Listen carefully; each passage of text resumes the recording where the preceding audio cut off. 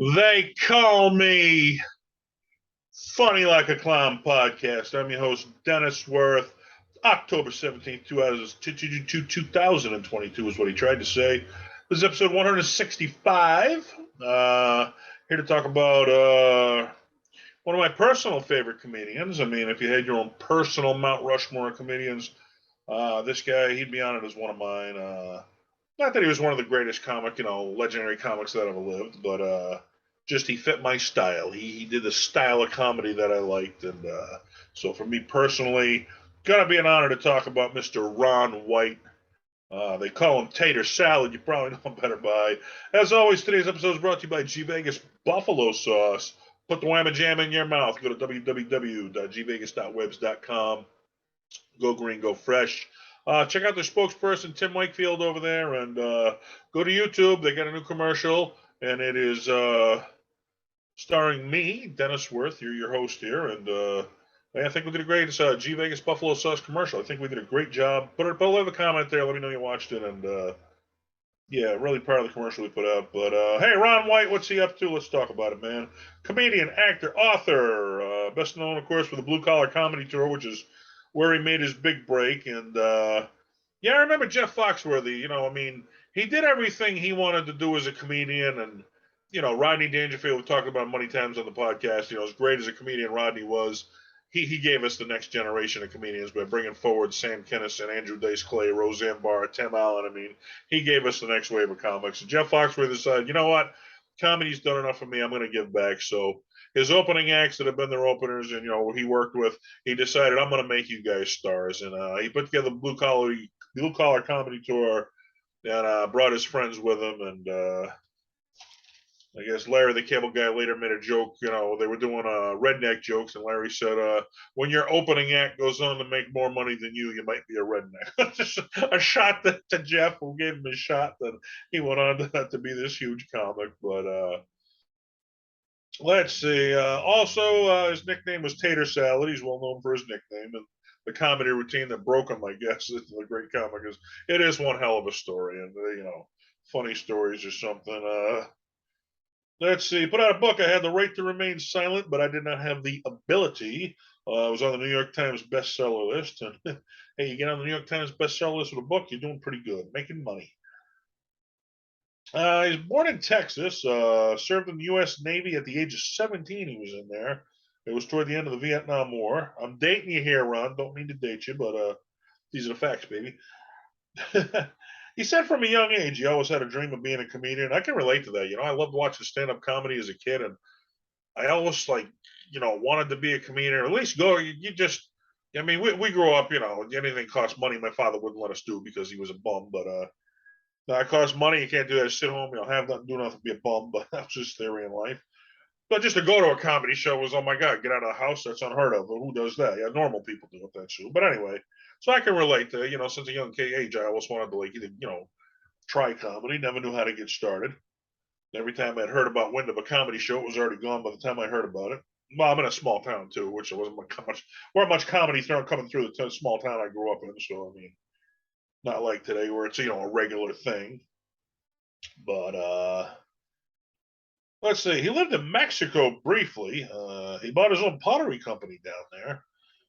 And yeah, I remember I did read his book, and I've watched a lot of interviews with him. And he said he bought the comedy, not the comedy. He bought the pottery factory, which I guess it was really cheap to make the pots down there. And you can get good money out from them, so he was actually going to make a lot of money. He said the problem was in shipping because they broke so damn easily. By the time they ended up to where they were going, half of them were broke. So they had like this spray stuff, I guess, to spray on for the packing or whatever, but it was costing too much. So there wasn't the problem with the product. He had a good product. He just had no way to ship it without it getting broke was the problem. And everybody knows I've always wanted to go down to Cabo San Lucas, Mexico, but I have heard stories from reliable people about how they extort you down there in Mexico. If you're a tourist, they know you got money. And I've had friends actually go down there and tell me stories of, one of them got pulled over by the police. Cop comes up, says, "Give me $500 or I'm going to arrest you." He's like, "For what?" "It don't matter. Give me $500. I'm going to arrest you." Another one went down there. Well, another friend of mine, his wife got sick. Got a call at the hotel. She was in the hospital. He said, "Oh my God." hurried out to the rental car. He started speeding out. The cop stops him. You're not wearing your seatbelt. So, oh, my wife's in the hospital. Sorry. He went to put it on. He's like, no, no, no. $50 fine. You pay me or you go to jail. Gives him the $50 and the cop puts it in his pocket. So that's the extortion. If they know you got money down there, I've heard stories like if you're going to book a trip, book it through the hotel. You know, there's like fishing trips where if you walk down to the pier without booking it through the hotel and you say, hey, we'll bring out on a fishing trip, you get on that boat, go out, and you don't come back. Okay. So it's like horrible stories I've heard down there. But Ron said it was like if you live down there now, okay. But should they say, if you're gonna go to Mexico, like the bordering states, rent a car there and drove over with that. They don't mess too bad with bordering states. But he said that if you live down there, they wouldn't mess. If you didn't mess with them, they'd leave you alone. You could live a good life, as long as you don't mess with them, they won't mess with you. I guess there was a mayor who came forward. He said he was going to clean up all the drug activity. He was going to get the mafia out of the area. Then about a week later, after this guy started campaigning, he read the newspaper. They found this mayor with about 19 bullet holes in him. So he wasn't cleaning up shit. The mafia wasn't having that down there. So they kind of took care of him. And I guess I don't know if it was in Mexico or not. One of the other funny stories he was telling about his time was he used to go down to some like main street and had hookers all over the place. So he'd get a hooker every now and then, and hooker would give him a blowjob. He said he read in the paper a couple of weeks after he was doing this. He read the paper where a lot of transvestites were dressing up as women and going down and posing as hookers. So it's like how many men might even got in his car he don't even know that just were dressed up like women. So the stories that go on in Mexico. See, what happens in Vegas stays in Vegas. What happens in Mexico, Ron White makes jokes about it. You hear about it, but I guess he didn't do the pottery thing that long. Like they ran into problems with the shipping, so he returned to the U.S. to pursue his love of comedy, and pursue it he absolutely did. Let's see. 2000 to 2003, toured with Jeff Foxworthy, Bill Engvall, and Larry the Cable Guy, as we mentioned, as part of the Blue Collar Comedy Tour. Sold out across the U.S. Okay, now if you sell out all your shows across the United States, that's saying something. Over 90 cities. Okay, can you imagine touring to 90 cities and selling out every single show? That's something else. The tour grossed $15 million, and that's a lot of money. So this guy's well on his way. He did some guest appearances on Blue Collar TV in 2005, and that was what Jeff, Larry, and Bill. They did that, and they asked Ron how come he wasn't like a permanent part of it. And he said it was his work ethic. Because TV, it is TV and movies. There's so much. I mean, the reward is so much better because you got something that lives forever. Where stand up, it's great for a night, but you remember the night, but you get no video footage. Where you can still watch old reruns of Happy Days, one of the greatest shows of all time. If you get it on video, that's your legacy. But he said it's so much work to do TV and movies that he'd rather do the stand up. Stand up, you just walk up to a mic and start telling jokes. It's easy work. Where well, it's easier work if you're big time like him. I mean, where if you're the local comic, you got to do all the promoting, you got to do all the setup, you got to do all the stuff. It's a lot of work if you're a local comic. But at his stage in comedy, everybody else does that for you. You just walk on and you're talking to a mic, tell jokes. Where if you do TV, it's take one, take two, take three. It's a lot of work. So he said his work ethic was why he didn't get more involved with the whole TV show. He would rather just tour and make his money that way, the old-fashioned easy way. Let's see. The WB hired him.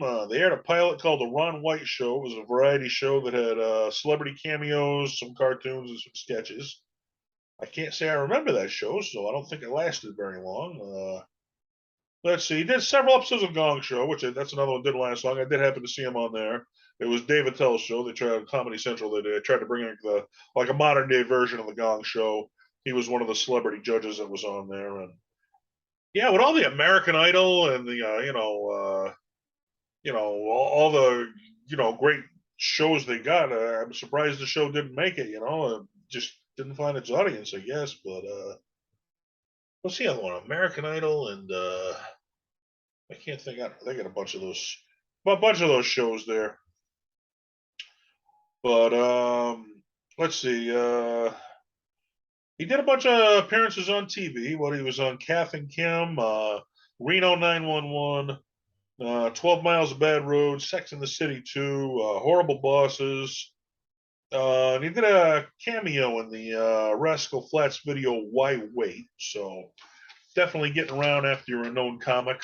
Those are the things you do. You get to work with celebrities. Let's see.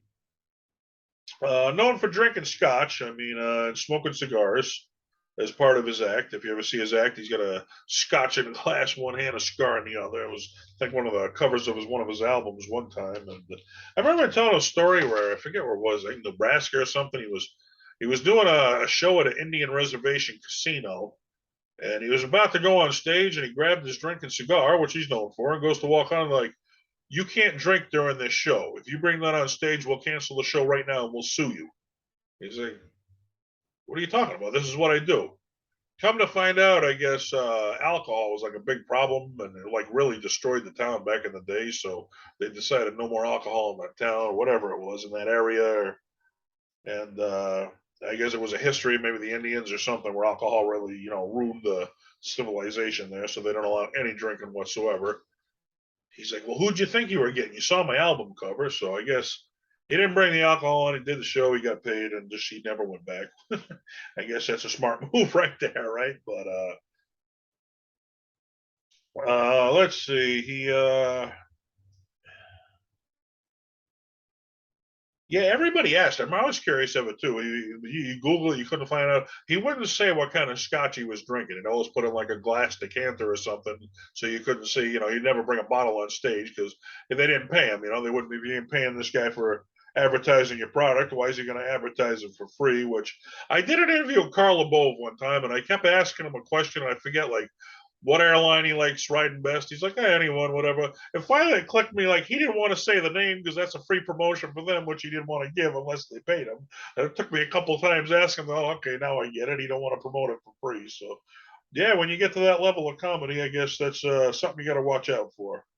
But hey, I'm at the level of comedy. I'm promoting buffalo sauce, baby. So go get yourself some G Vegas buffalo sauce because yeah. Hey, they're my sponsor. If you're gonna sponsor my podcast, I'm gonna promote the buffalo sauce. Let's see. Comedy Central released his special behavioral problems. Um, Plus, they put it on DVD too, so they aired it. Plus, released his DVD. 2010, he and producer Michael Blakey opened OMG, which is everybody think it's Oh My God, but it's not. It's Organic Music Group. It's a label promoting emerging and established stars. And he announced he'd be releasing all of his upcoming specials, DVDs, and CDs through that company. So he's got his own promotion company there. Hey, Ron, if you're watching and you want to promote me, Dennis Wirth, Final Clown Podcast, I do comedy. Come promote me, babe, because I like it. All right. November 2015,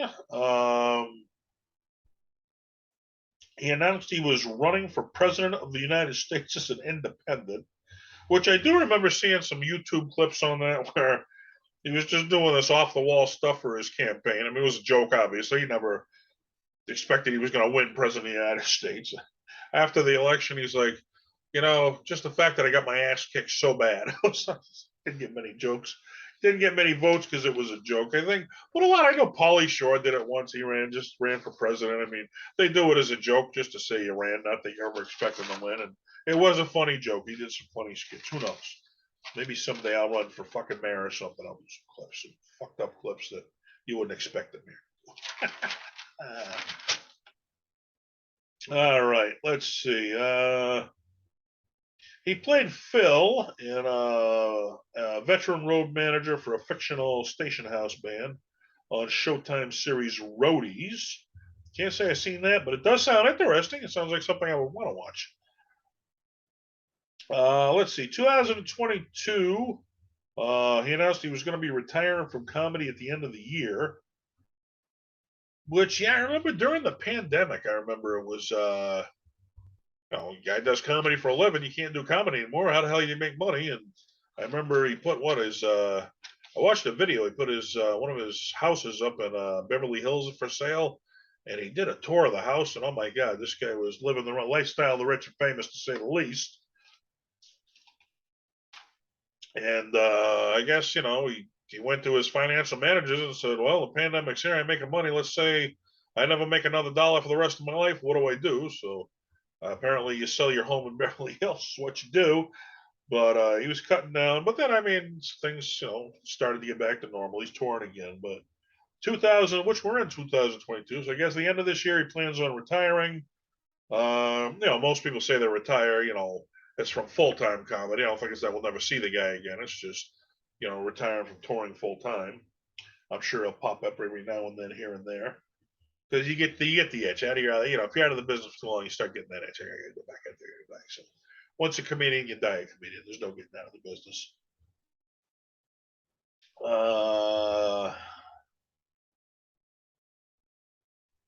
Let's see. He was married and had one son with a lady from 1981 to 93. Now, here's a fucked up story for you. I've heard about shit like this, okay? This is the downfall of every man. His second wife he married from 2004 to 2008. And, he claimed that they never legally got married, okay? It was kind of like, my girlfriend will say we're married, but they never went down to a courthouse and did it. Well, I guess after they broke up, that she took him to court under Texas law, which I know California has a similar law. Like if you're together for so long, and even if you don't get married, you're still considered married, okay? Because you've been a couple. This is how guys get out of paying child support and alimony. Hey, I won't marry you. We'll just live together forever. Well, the women came in and they stopped that. They put a law that hey, even if you don't say I do, if you're together for a period of time, if you never legally get married, you're considered married. And apparently, Texas is one of those states that had a law. So apparently, he had to pay this woman he was never legally married to a whole lot of money in a divorce settlement because under Texas law, they were technically married. And man, I've heard stories like that. I heard Andrew Dice Clay said, he lost half of his money in his divorce. Then he lost the other half of his money in the child support payments. She ended up with everything. He ends up broke, and he's the guy who made all the money. I mean, these are fucked up stories you hear about, man, right there. So laws need to change, folks. Okay, it ain't right when the guy who makes all the freaking money ends up broke, and his wife who never earned a penny ends up with it all. There's something wrong with that scenario right there. Something wrong if you're not married and have to pay. Man, all right, we could do a whole show on this shit, couldn't we? Right there. So let's move on. Well, hey, look up my page on Facebook, the Child Support Superhero, which there's rumblings. All right, I'm not saying it's confirmed yet, but there's rumblings that start next year. We're going to be putting out the second The World Needs a New Superhero, which a couple of years ago I did my first movie ever, a hell of a movie I'm proud of. See it on Vimeo on demand. It's on Tubi, streaming service. Very proud of it. And Ron White, actually, if you're a Ron White fan, he does a cameo in my movie at the end, along with a bunch of other stars. So go check it out. The World Needs a New Superhero. Google it. But there's rumblings that we might be doing The World Needs a New Superhero Part 2, which I've always wanted a trilogy because I always think, the Star Wars trilogy, the Back to the Future trilogy, new movies, you want a trilogy. So I'm hoping to do a trilogy, but I found out making a movie is very expensive. And as Ron said, is worth it. It's a hell of a lot of work. If you better have a good work ethic if you're gonna make a movie. So it must be fun being in a movie. Yeah, you don't know the work that goes into that crap. It's like it's cool being in a movie, boy. You pay for it in the end. Let's see. Ron White announced, which is known for the cigar and the alcohol. Where Dean Martin, okay, he was known for being an alcoholic, but he said it was a shtick, okay? He was known for being an alcoholic, so he always acted like one because that's what people expected. So half the time he acted like he was in the back where he really wasn't, but that's what people expected because that was his shtick in comedy. Now, Ron, he legitimately liked to drink, okay? He found some scotch he liked, and he said, it's the what I think his quote was, it's the kind of scotch you'll end up broke at the end of your life, but damn it, it's good, okay? He was legitimately like to drink, but 2021 he announced he stopped drinking. And we're in 2022, so that's a year later. Let's hope he stuck with it because, hey, my best friend was an alcoholic. I saw that kind of stuff that can do to you firsthand. Drink responsibly. You're better off just not drinking if you get away with that. He credits hypnosis, actually, to helping him stop drinking. So, I know a lot of people. I know my best friend, he called me up one time and he had went to rehab so many times and he's like, Dennis, please, can you tell me how do I beat this? And please don't say rehab. And it was kind of like I'm thinking, well, you want to beat it, but you're telling me not to say the one thing that I know that'll work. I mean, it's like, I can't see, but I don't want to go see an eye doctor. Well, it's kind of the only way, that's the program set up. AA is the program set up, but he didn't want to go back because he had been so many times. And I didn't know what to tell him. I was like, if there's another way, I'd tell you if I knew it. I don't know. Rehab's the only way I know. But so if you know any struggle alcoholics out there and they're having trouble and they can't go to rehab, well, try hypnosis. It may not work, but then again, it may. So it's better than trying nothing, I guess, in the end, right? There's some information you get right there on podcast, baby. All right, let's see. Now here's a cool one. I've heard about like NBA stars when they hit it big in the NBA. I've heard of like their high school that they went to, retiring the jersey number at the high school, and that's just a cool thing, where you went to high school. I mean, if you make it big, just doing something for you. Well, Texas decided April 7th in 2009 that every year on April 7th they declared that was going to be Ron White Day. So, when your hometown state pays tribute to what you've done in comedy, that's just a cool thing. And I'm a Boston guy, and it's like, yeah, we've had Dane Cook. I mean, he made it big in Boston, but then he went on tour in the world. But the one guy who made it big in Boston and stuck around there because he's a Boston guy was Lenny Clark. And all the younger comics look up to Lenny so much. He's a representative of Boston comedy. It's just so cool when you tune into a Red Sox game and you see he's in the booth announcing the game with them. And, when he's down at the TD Garden and the Celtics are playing and he's like hanging out with the owner, Wick Grousbeck, it's like, that's the stuff you dream of doing as a comedian right there. So for Ron White to have, Texas honor him like that, that had to be, so cool. I remember he was on Dr. Phil once, and he's like, me and you are a couple of guys. We started out sleeping in our cars, and all of a sudden, we're famous millionaires. And it's like, so even after you die from now until the end of time, April 7th is Ron White Day in Texas. So that's a cool thing. Let's see. I've always said in comedy, it's always cool to give back. I'd rather do a fundraiser show and raise money for a good cause than do a show and get paid myself any day of the week. Ron's known for the Armed Forces Foundation. He got the Patriots Award for helping to raise money for wounded soldiers. So hats off to Ron White for giving back. That's the coolest thing you can do, whether you're famous or not, man. You got to give back. You got to help other people. That's what the world's all about. You help me, I help you. We all get by. Let's see. He also held some benefit shows for the Hurricane Katrina Relief Fund. So, even I'm a big Van Halen fan, like Sammy Hagar, and Sammy says, he does a lot for charity because you can't keep everything. You got to give back. They say money's not a good thing. He's like, well, it depends on what you do. Money's a good thing if you do some good with it. So, if you're raising money to help people, that's a good thing. Ron White, Grammy nominated for 2 comedy albums in 2007 and 2014. And released a lot of work, man. You probably know the titles. What? Drunk in Public. They Call Me Tater Salad. You Can't Fix Stupid. Behavioral Problems. A Little Unprofessional. And If You Quit Listening, I'll Shut Up. Netflix special. Which I don't even know. Man, I'm not sure I've seen that one yet. I've seen all the other ones. I don't know if I've seen that one. I watched so much of his stuff. I can't remember what the hell I watched. But after I'm done this podcast, damn it, I'm going to look for it because I would like to see it if I haven't. And yeah, we mentioned Grammy Awards. He was nominated for 2. Sam Kinison, after he passed away, he was nominated for his last album, and as a tribute, because they know he's dead, and then we nominated again. They gave him the Grammy Award. He won a Grammy, and I actually got to visit his brother Bill and his wife Sherry's house. I stayed overnight. The next day, they pulled out all Sam's trench coats, all his old, he wore in concerts, all his old guitars he played on MTV. And I look over and sitting on a piano was Sam Kinison's Grammy Award. And I was like, can I touch that? Can I get a picture with that? I did. I got a picture of me holding Sam's Grammy Award because I remember one of his jokes. He was talking about how he couldn't stand rap music because it takes no talent to do. He's like, I'm gonna write my own rap song. It's called "Who Farted in My New Car." They're gonna call me Grammy Sammy after that one. But as long as we're on the subject of Sam Kinison, who was my comedy hero, he was the reason I started comedy. Was little known fact, Sam Kinison he was actually the one who broke Ron White into the business. I guess Sam was doing a show in town, and his opening act, for whatever reason, couldn't be there. I don't know what happened, if he got sick or whatever the hell, but they had no opening act, and the show was that night. They called down to the local comedy club and like, hey man, we don't have a comic to open for Sam Kinison. Can you send somebody over? And by dumb luck, Ron White happened to be a young comic at the time. He wasn't even established yet. He was the only one hanging out at the club, and he was the only one there. Like, hey Ron, you want to open for Sam?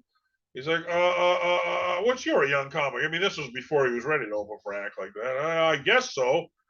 So he goes down, and he said he didn't have enough material as a comic yet to fill, I forget, the half hour or whatever he had to do. So he said his trick was he just talked real slow, took a pause in between jokes, stretched it out, made it last a half hour. Now after the show, I guess he did really good. He got the crowd was really into him, and he came off stage and Sam said, I heard you had a good set. He's like, yeah, it was a very kind crowd. He's like, Sam says, well, let me show you how it's done, cowboy. And I guess Sam went out there and just freaking crushed the crowd, which that was Sam, man. He was like over the top funny, you know. It was like he was too funny. He couldn't even catch your breath laughing. But I guess Sam wanted to hang with Ron after the show. And I don't know what happened. Ron met a girl or whatever. He ended up, he didn't hang up with Sam. No, that's what it was. There was some executives there that said, hey, we want to talk to you. You know, we seen you. And Sam wanted to go out partying after the show. So he had a choice. Do I go out partying with Sam Kinison, or do I go meet with the executives who were interested in my act? There's a choice as a comedian. Well, he went out partying with Sam, and he's like, oh, I blew it. These high people in comedy, you know, man, this is my big break. But apparently the next day he called them up, and they were still interested in meeting him. They went down there, and, you know, the rest is history. Ron White, they call him Tater Salad. And,